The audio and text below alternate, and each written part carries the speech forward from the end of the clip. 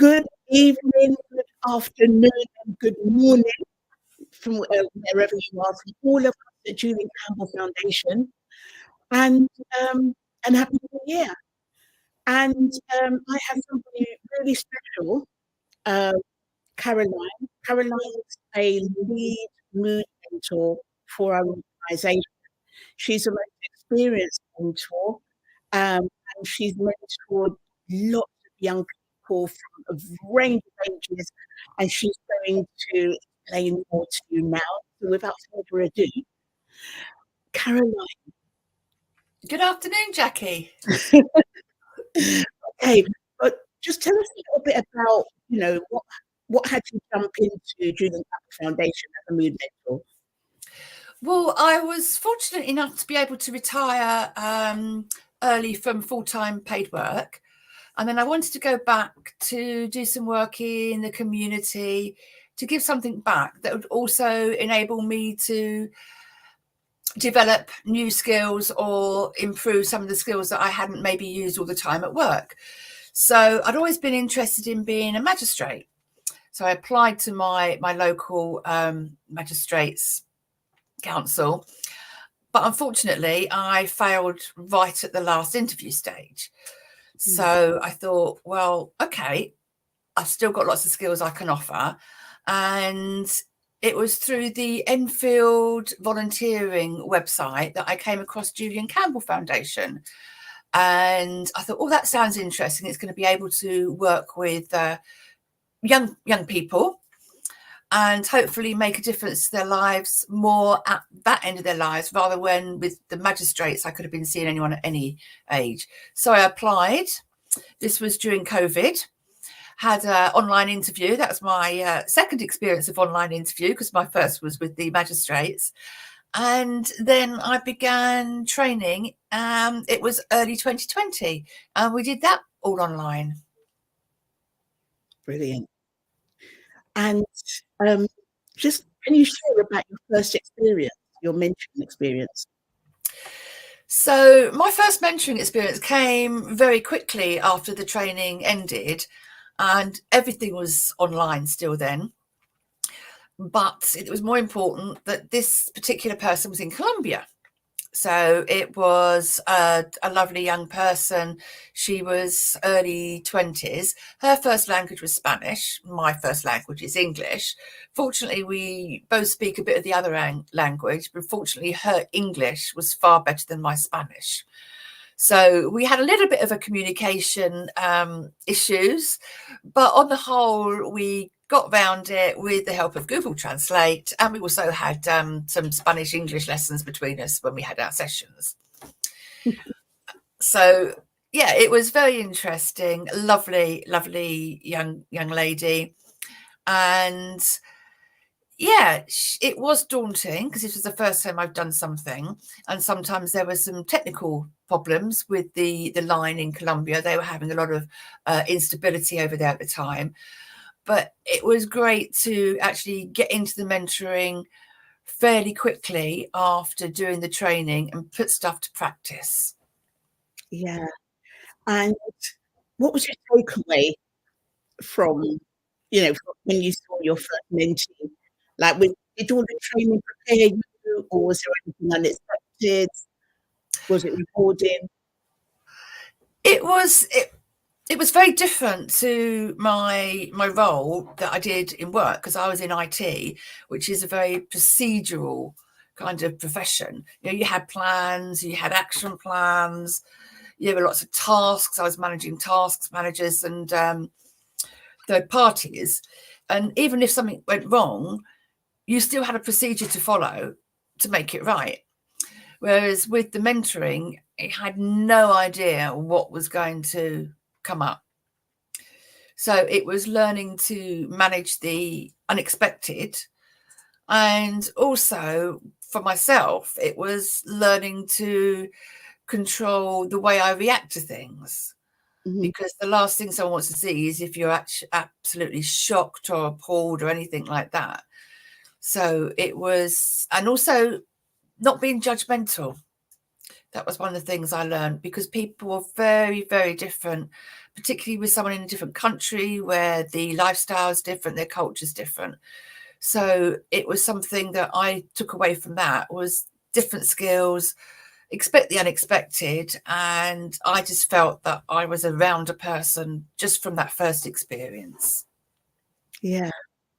Okay. And Caroline, since then, what have you been doing and what have you experienced? Well, after that, as you know, JCF have got the relationship with one of the schools in Enfield, and had been liaising with them to get a mentor in there with them once a week. And I live in Enfield, whereas as you know, a lot of our mentors are all over the country. And it was quite funny because I was back at my old school that I left too many years ago to remember. But yes, I was great. I went in there and I was welcomed from the start. So I was never made to feel like that girl that comes in every week and talks to the kids. I was always made to feel part of the staff, part of the inclusion department, which is what it really comes under. And I started off seeing up to 5 children a day. It went up to 6 at one point because of the need to help them out. So it was quite challenging at times, and I would see people regularly. So I would see the same children until they got to the stage where they didn't need to see me anymore, and that was always by mutual agreement. If, for example, one of the children wasn't away and there was someone that just wanted a quick drop-in session, and it was within my time there, I would do that. But on the whole, it's regular mentees. Yeah. That sounds really great, Caroline. And I'm really keen to hear more about your experiences, the impact that you had. What kind of difficulties were young people coming to you with? There were a variety of difficulties. Bullying, school bullying was one of them. Peer pressure to behave exactly the same as the other people in their class. So there was some common thread around school issues. But then there were children who were coping at home with a parent that was ill. So their if you like, their home life had changed a lot, as had their school life, because that person was in and out of hospital, which wasn't easy for them. There were all children that had got parents that were estranged, so they didn't see their parents, or they were trying to come to terms with the fact that one of their parents has moved out. One of them was with one of her parents had got a court order against them, and was causing a few problems there. So there was issues of like with the family stability. And then there were some personal issues with children that were trying to actually identify who they are. Some of it was with their own sexuality, exploring different things and not quite understanding their feelings, where they were coming from. And the most extreme case was really someone that presented with dissociative identity disorder. And when I get a new case in, I never know what the issues are going to be. And sometimes they all open up right at the beginning in their first session. Sometimes it can take 6 to 8 sessions before I really get to understand, or they get to the confidence to tell me what the real issues are. Wow. And Caroline, can you see any differences between boys and girls and how they share and what they're dealing with?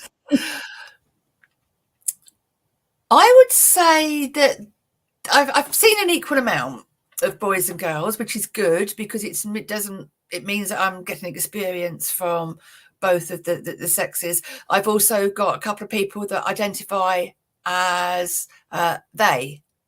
So non-binary, I believe, is the phrase they use. I don't think there are that many differences in terms of how they open up. Some girls open up quicker than some of the boys. It depends on the individual. Mm. And what about the age? Would you find that younger ones open up more quickly than the older ones? Or? Yeah, the younger ones tend to come across as, I suppose I'm going to use the phrase more needy, as if they need the support straight away. And they come across as very sort of chatty about things. The older ones, on the whole, might take a little longer to actually express what the issues are. Yeah.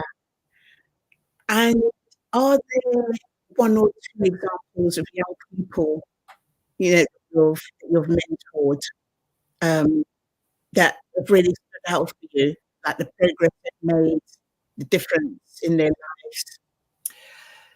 Yes, there was one of them that had a parent that was very ill, and they managed to deal with that over time in a way that didn't affect them too much, particularly with their schooling, although the school were aware of the situation as well.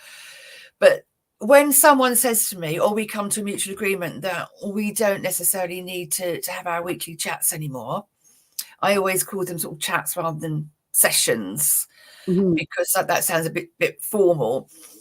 That's always pleasing for me, because it means that between us we've made progress.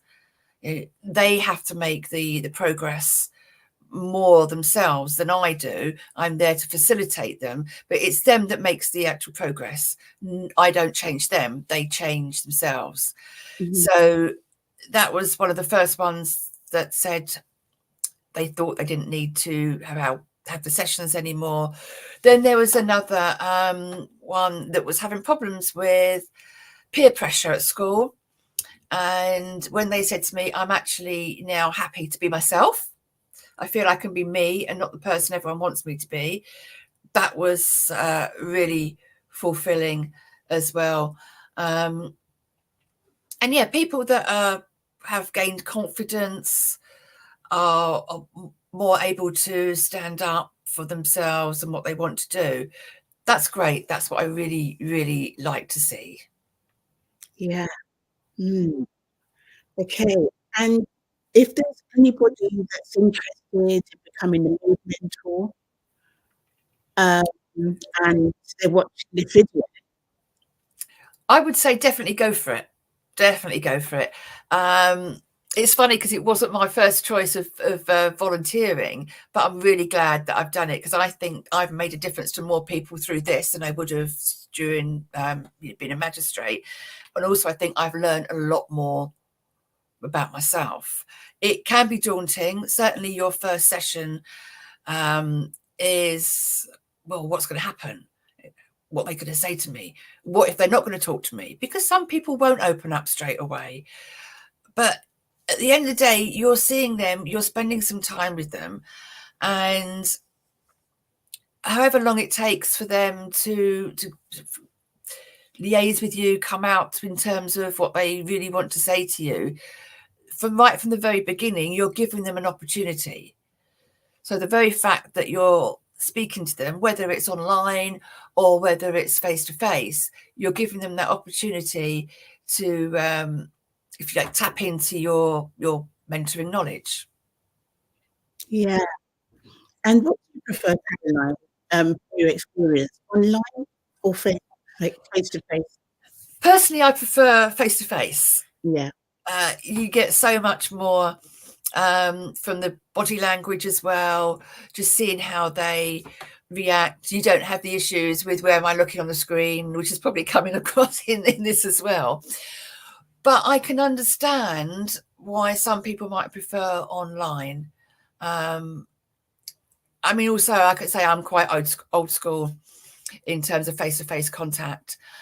Children, particularly those that have been through the pandemic, have I'm going to say not particularly hidden through the screen, but they have one step removed from face-to-face contact. It's almost as if they've got that little bit of a fence between the two of you. So for some of them, they might feel more confident being online, but personally, I prefer face-to-face.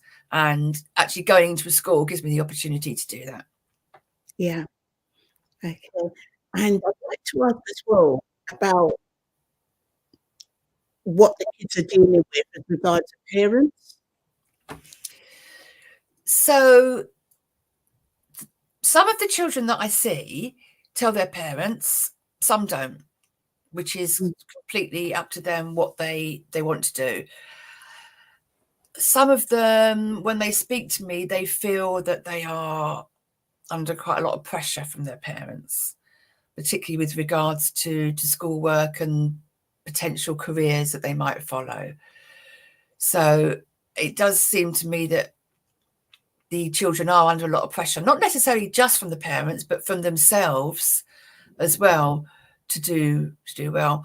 But I would also say to parents, if someone's talking to a mentor and not the parent, accept that, because at least they're talking to someone that's has some training and some experience with dealing with young children, rather than just getting advice from YouTube or the other kids at school. So I think, and yes, I understand that parents might think, oh, why don't they talk to me? But I never spoke to my parents about certain things at that age either. I don't think many of us did. Yeah. So at least they are talking to someone. Mm-hmm. And Caroline, what advice would you give to parents that are dealing with a young person that maybe, you know, they're stressed out, anxious? It's quite difficult. I don't have children myself, so I can't speak from a parent's point of view. But I would say listen to them, acknowledge their feelings. One of the worst things you can say, and I have had people, some of the children saying this, is, oh, there's nothing wrong with you, pull yourself together. Because clearly there is something that they are worried about.